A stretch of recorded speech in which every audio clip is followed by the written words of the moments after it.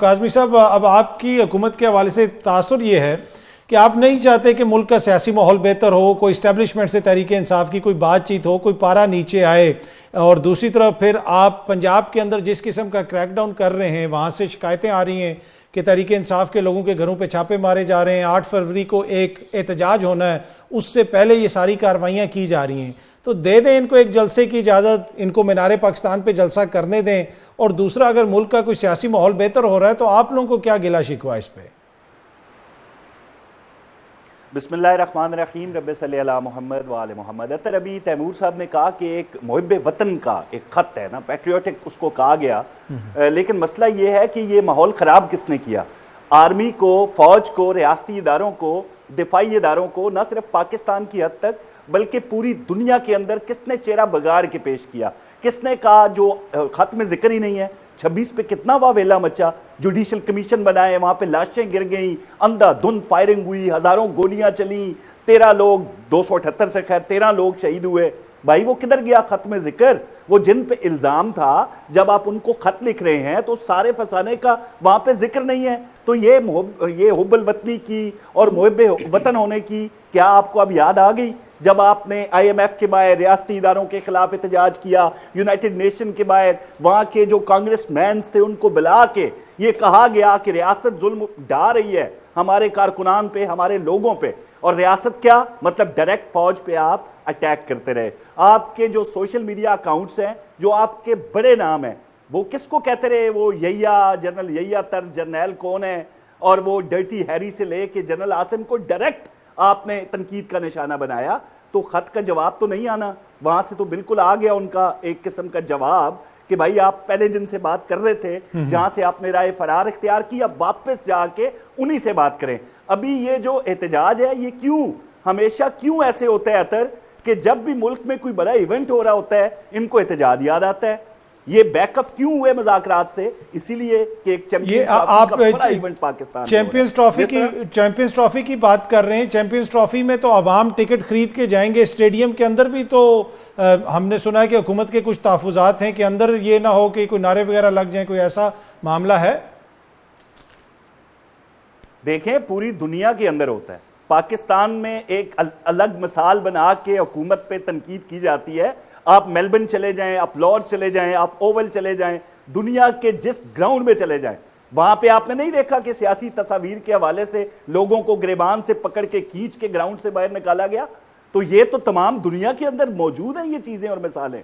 اگر یہاں پہ یہ چاہتے ہیں کہ وہاں پہ جا کے یہ بےہودہ قسم کا احتجاج کرے تو پوری دنیا میں اس کی اجازت کہیں نہیں ہوتی، وہ چاہے قذافی اسٹیڈیم ہے، چاہے لارڈز کے اندر ہو رہا ہے بھائی۔ تو یہ کاظمی صاحب یہ بےہودہ احتجاج کیسے ہوگا؟ مطلب یہ ایک بات جی کاظمی صاحب، یہ جھگڑا صاحب ایک بات ایڈ کر رہے ہیں، پھر آپ پلیز رپلائی کیجئے گا۔ جی بالکل کریں جی، جھگڑا صاحب کو ابھی کنفرم کر دیا جی کہ دنیا میں جہاں پہ پاکستانی کرکٹ میچ دیکھنے جاتے ہیں عمران خان کے نعرے لگاتے ہیں، اس سے زیادہ جو ہے کیا چیز یہ کنفرم کر سکتے ہیں کہ پاکستان کی جو عوام ہے وہ ایک لیڈر کے پیچھے کھڑی ہے؟ ایک چیز سر، اور جو ایونٹس میں پروٹیسٹ کرنے کا کلچر ایک ہے نا، وہ دنیا میں جانا مانا ہے، اور پاکستان کی تاریخ بھی لے لے، نہیں مانتی نا۔ سوری سر، ایک سیکنڈ پھر آپ جو ہے وہ دے دیں، یہ نیریٹیوز بناتے۔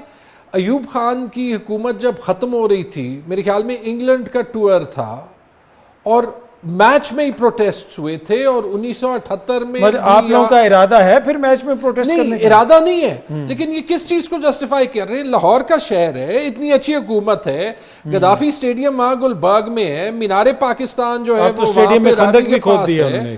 آپ چھوڑیں، آپ کی تو اتنی پاپولیرٹی ہے، اتنی زبردست ایڈمنسٹریشن ہے، آپ ایک میچ اور ایک جلسہ ہینڈل نہیں کر سکتے تو پھر ریزائن کر دیں۔ کاظمی صاحب، ان کو آپ جلسے کی اجازت دے دیں تاکہ معاملہ میچ کی طرف آئے نہ، یہ کریں مینار پاکستان میں 9 تاریخ کو کر لیں، 10 تاریخ کو کر لیں، کوئی ڈیٹ دے دیں ان کو۔ اطہر، ہم جلسے کے حوالے سے یہ جو کہتے ہیں پرامن جلسہ ہوگا، پرامن احتجاج ہوگا، وہ کس سے بات کریں گے؟ بھائی بانی تحریک انصاف پہ خط لکھتے ہیں، ان کے جو چیئرمین ہے بیرسٹر صاحب، وہ آ کے کہتے ہیں جی مجھے نہیں پتا خط کا، میں نے دیکھا نہیں ہے۔ جنید اکبر صاحب پشاور سے اٹھ کے کہتے ہیں بھائی بالکل PTI کے اندر گروپنگ ہے، گروپ بنے ہوئے ہیں، میرا بھی ایک گروپ ہے۔ تو اس حوالے سے ہم کس سے بات کریں اطہر؟ کس سے کہیں کہ آپ پرامن رہیں گے؟ اگر جنید اکبر صاحب کہتے ہیں میں پرامن رہوں گا تو بیرسٹر صاحب کہتے ہیں نہیں مارو دھاڑو جلا دو گرا دو، تو ذمہ داری کون لے گا اس چیز کی؟ ایک جو جماعت ہے وہ اس وقت دڑا بازی کا شکار ہے، ان کے اندر گروپنگ موجود ہے جس کا اعتراف یہ خود کر رہے ہیں، اسی لیے معاملہ بھی کورٹ میں ہے، دیکھتے ہیں کورٹ کیا ڈیسائیڈ کرتا ہے اطہر۔ لیکن پہلے ایڈمنسٹریٹیولی تو آپ نے اجازت دینی ہے نا، آپ کی انتظامیہ نے دینی ہے، وہاں پہ عالیہ حمزہ ملک صاحبہ نے دی ہوئی ہے درخواست، آپ ان سے بات کریں، پنجاب کی لیڈرشپ وہاں پہ موجود ہے۔ میں نے تحفظات کا اظہار کر دیا آپ سے کہ بھائی جس گروپ کے اندر ہر بندہ چیئرمین ہے، ہر بندے کا ایک اپنا گروپ ہے، ایک مزاحمت کر رہا ہے، ایک مفاہمت کر رہا ہے، خط میں ذرا ملک صاحب کو بھی ایڈ کروں۔ آپ کس سے بات کریں گے؟ کاظمی صاحب آپ لوگوں کا ایشو یہ ہے کہ کوئی سیاسی بیانیہ نہیں ہے آپ لوگوں کے پاس، کبھی آپ پیکا ایکٹ میں ترمیم کرتے ہیں تاکہ میڈیا کو ڈرایا جائے، صحافیوں کو ڈرایا جائے، ضرورت اس امر کی ہے کہ کوئی سیاسی آپ کام کریں، کوئی سیاسی بیانیہ آئے، اکانومی میں بہتری آئے تو آٹومیٹکلی آپ کا بیانیہ سامنے نظر آئے گا، لیکن ان تمام چیزوں کی عدم موجودگی میں آپ ڈنڈے کے ذریعے معاملے کو حل کرنا چاہ رہے ہیں۔ اطہر میں ابھی جواب دوں گا، جگڑا صاحب نے جو فرمایا نا اسی میں آپ کا جواب ہوگا۔ جگڑا صاحب فرماتے ہیں کہ 74 سال کا، میں نے شاید آگے سے سنا نہیں، انہوں نے کڑیل جوان بھی کہا ہو، اگر نہیں کہا تو کہہ دینا چاہیے۔ اب ہم اس کا متبادل نیریٹو کیوں نہیں لے کے آ سکے؟ بھائی ہم جھوٹ بولنا شروع کر دیں، آپ کا سارا بیانیہ جھوٹ پہ مبنی ہے، آپ نے الزامات لگائے تمام سیاسی جماعتوں کے قائدین پہ، تمام کو چور اور ڈاکو کا، آپ نے جو ایک آپ کا مخصوص طبقہ ہے جس کو آپ یوتھ کہہ رہے ہیں، اس کے ذہن میں یہ ڈالا کہ ماں سوائے خان صاحب کے ہر بندہ چور ہے۔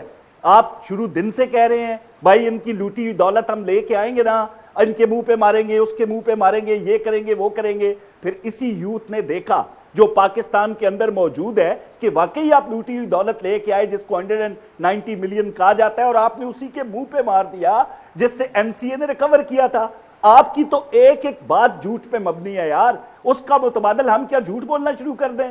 ہم جو بنیادی مسائل ہیں ان سے توجہ ہٹا کے، اکانومی سے ہٹا کے، ملک بالکل رائٹ ٹریک پہ آیا، جس کو یہ دیوالیہ پن کے قریب لے کے گئے تھے اس کو ہم واپس لے کے آئے، اب وہ خطرہ ٹل گیا۔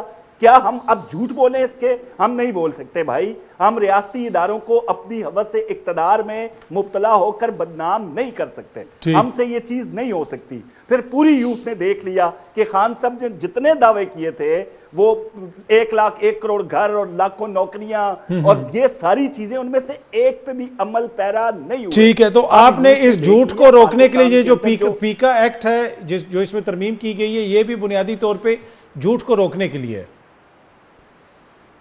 نہیں اطہر دیکھیں، بالکل جو مین سٹریم میڈیا ہے، I have no idea کہ وہ کیوں خطرے میں ہے، ان کے حوالے سے تو بات نہیں ہو رہی، بات ان یوٹیوبرز کی ہو رہی ہے جو یہاں پہ پاکستانی عوام کو خان صاحب کی رہائی کی تاریخیں دیتے رہے اور خود ڈنکی لگا کے یہاں سے بھاگ گئے اور اس کو ہجرت کا نام دے رہے ہیں۔ ایسے جھوٹوں کو لگام ڈالنے کے لیے پیکا قانون سامنے آیا ہے، ان سوشل میڈیا کے اوپر جو طوفان بدتمیزی ہے، جو لوگ پر یہاں پہ دیکھیں جو بھی مین کوشچن تو یہ ہے کہ ملک سے جو لوگ بھاگ رہے ہیں وہ کیوں بھاگ رہے ہیں، کوئی صحافی ہو یا کوئی بھی ہو، لوگ جو غائب ہو جاتے ہیں۔